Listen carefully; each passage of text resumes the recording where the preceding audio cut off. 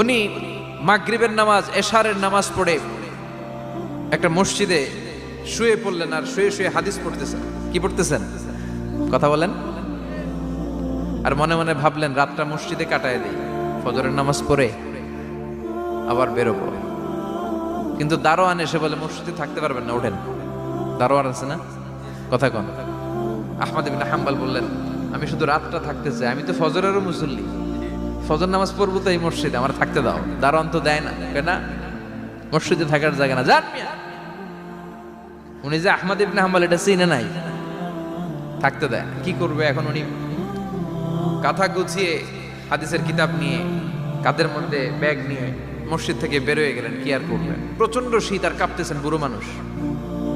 পথিমধ্যে দেখলেন বাজার। বাজার একজন খাব্বাজ, শাবুন খাব্বাজ, যুবক রুটি বিক্রেতা।